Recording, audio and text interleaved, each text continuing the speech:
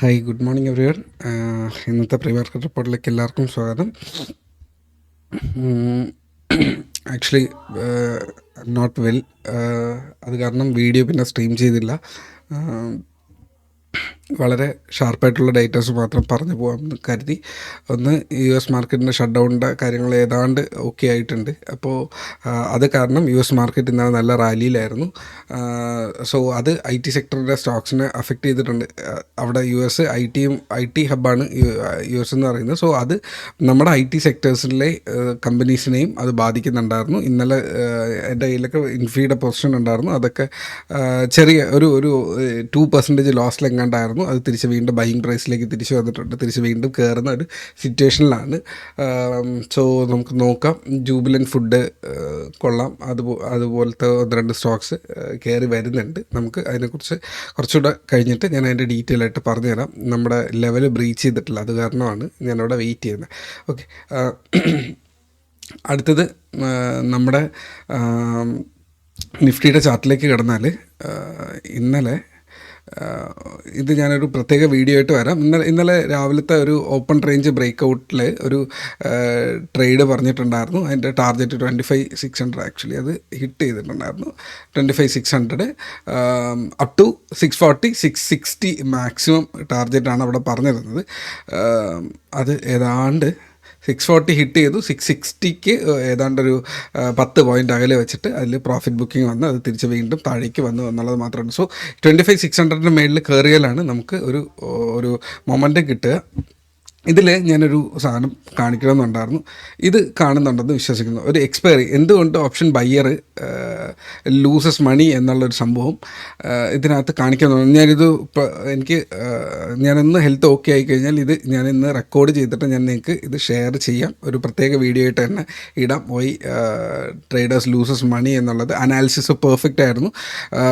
അതിനുശേഷം ക്യാൻഡിൽസ് അത്യാവശ്യം പ്രഷറുണ്ട്, പക്ഷേ സെല്ലിങ് കുറച്ച് താഴേക്കായിരുന്നു.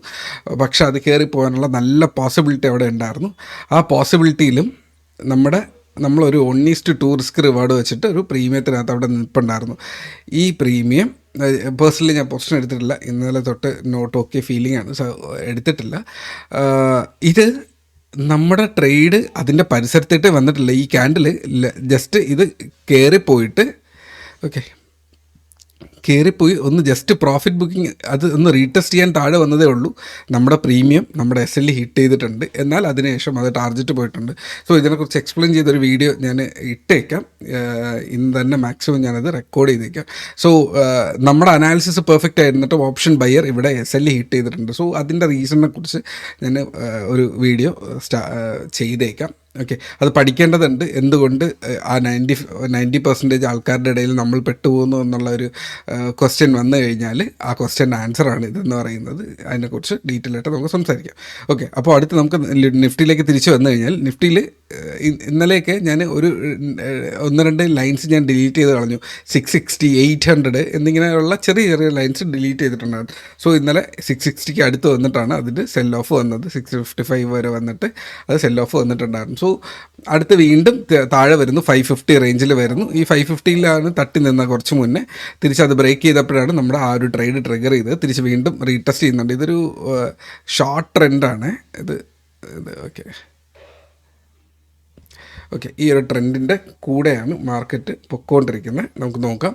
അപ്പോൾ ഇന്നത്തെ മാർക്കറ്റിൽ എന്ത് നോക്കണം എന്ന് ചോദിച്ചു കഴിഞ്ഞാൽ, മാർക്കറ്റ് തിരിച്ച് വീണ്ടും വന്നാൽ ഈ ഒരു ഏരിയാസിൽ സെല്ലിങ് വരുന്നുണ്ടല്ലേ, മാർക്കറ്റ് തിരിച്ച് വീണ്ടും വന്നു കഴിഞ്ഞാൽ ഈ 600 ടു നമ്മുടെ ഇന്ന് ഓപ്പൺ ചെയ്യാൻ സാധ്യത ഈ ഒരു ഏരിയയിലാണ്. 600 റേഞ്ചിൽ ഓപ്പൺ ചെയ്യാനാണ് സാധ്യത ഇപ്പോൾ കാണിക്കുന്നത്. സോ ഓപ്പൺ ചെയ്ത് കഴിഞ്ഞാൽ ഇത് 660യിലേക്ക് ബൗൺസ് ചെയ്ത് പോകാനോ ഇല്ലെങ്കിൽ മേളിലേക്ക് കയറി പോകാനോ ഉള്ള സാധ്യത കാണിക്കുന്നുണ്ട്. ഈ ഒരു പ്രീവിയസ് ക്യാൻഡലിൻ്റെ ഹൈ നല്ല സ്ട്രോങ് ആയിട്ട് ബ്രേക്ക് ചെയ്യുന്നുണ്ടെങ്കിൽ, ഈ ഒരു പ്രീവിയസ് ക്യാൻഡലിൻ്റെ ഹൈ സ്ട്രോങ് ആയിട്ട് ബ്രേക്ക് ചെയ്യുന്നുണ്ട്, അല്ലെങ്കിൽ ഇതിന് മേളിൽ കയറി വരുന്നുണ്ട് എന്നുണ്ടെങ്കിൽ 620ക്ക് മേളിൽ വരുവാണെങ്കിൽ ഇത് 660 ടു 720 റേഞ്ചിലേക്ക്, 680, 720 റേഞ്ചിലേക്ക് അത് പോകാനുള്ള സാധ്യതയുണ്ട്. സോ അങ്ങനെ ഒരു പോസിബിലിറ്റി നമുക്ക് നോക്കാം. ഇല്ല താഴേക്ക് വന്നു കഴിഞ്ഞാൽ ഈ ഒരു ലെവൽ ബ്രേക്ക് ചെയ്യുകയാണെങ്കിൽ 550 താഴേക്ക് വന്നു കഴിഞ്ഞാൽ ഇതൊരു ഈ റീടെസ്റ്റ് ചെയ്ത 500, 440 റേഞ്ചസിലേക്ക് ഇത് വരാനുള്ള സാധ്യതയുണ്ട്. സോ ഇതിനനുസരിച്ചിട്ടുള്ള ഒരു പ്ലാനിലായിരിക്കണം ആദ്യത്തെ കുറച്ച് സമയം എന്ന് പറയുന്നത്. സോ നിഫ്റ്റിയുടെ അനാലിസിസിൽ ഇത്രയേ ഉള്ളൂ. ഇന്നലെ അതുപോലെ ക്രൂഡ് ഓയിലിൻ്റെ ഒരു നെഗറ്റീവ് ട്രെൻഡ് പറഞ്ഞിരുന്നു. ആ നെഗറ്റീവ് ട്രെൻഡ് ഇതായിരുന്നു, ഒരു ബെയറിഷ് ഫ്ലാഗ് ആയിരുന്നു ഇതൊരു. ഓക്കെ, ബെയറിഷ് ഫ്ലാഗ് ഇതായിരുന്നു. ആ ബെയറിഷ് ഫ്ലാഗിൻ്റെ ലോ ബ്രേക്ക് പെട്ടപ്പോഴേക്കും ഇതിനകത്തൊരു ട്രേഡ് ട്രിഗർ ചെയ്തിരുന്നു. ആ ട്രേഡ് അതിൻ്റെ ടാർജറ്റ്സ് എല്ലാം ഹിറ്റ് ചെയ്തിട്ടുണ്ട്. 296 ടാർജറ്റ് പറഞ്ഞിരുന്നത്. ആദ്യത്തെ ക്യാൻഡലിൽ 296 വന്നില്ല, രണ്ടാമത് 296 ഹിറ്റ് ചെയ്യുകയും തിരിച്ച് വീണ്ടും വന്നതൊരു 284 വരെ ഹിറ്റ് ചെയ്തിട്ടുമുണ്ട്. വളരെ കൃത്യമായിട്ടുള്ള മൂവ് അതിനകത്ത് സംഭവിച്ചിട്ടുണ്ട്. സ്റ്റിൽ ട്രെൻഡ് താഴേക്ക് തന്നെയാണ്. സോ ക്രൂഡ് ഓയിൽ ഇനി വെയിറ്റ് ചെയ്യുക. ക്രൂഡ് ഓയിലിൻ്റെ അനാലിസിസ് ഇങ്ങനെ നമുക്ക് എടുക്കാമെന്നുള്ളതാണ്. ഓക്കെ, ഇനി വെയിറ്റ് ചെയ്യുക. ഇതിനനുസരിച്ചിട്ട് എന്താണോ അടുത്ത് സംഭവിക്കാൻ പോകുന്നത് നോക്കാം. നമുക്ക് ഈ ഒരു ഏരിയയിൽ ഒരു സെല്ലിംഗ് പ്രഷർ ഉണ്ട്. ഈ ഒരു ലൈന് 44, 53, 44 അതിന് മേളിൽ കയറിപ്പോയി കഴിഞ്ഞാൽ അത് വീണ്ടും അടുത്തൊരു ട്രെൻഡ് കയറാം.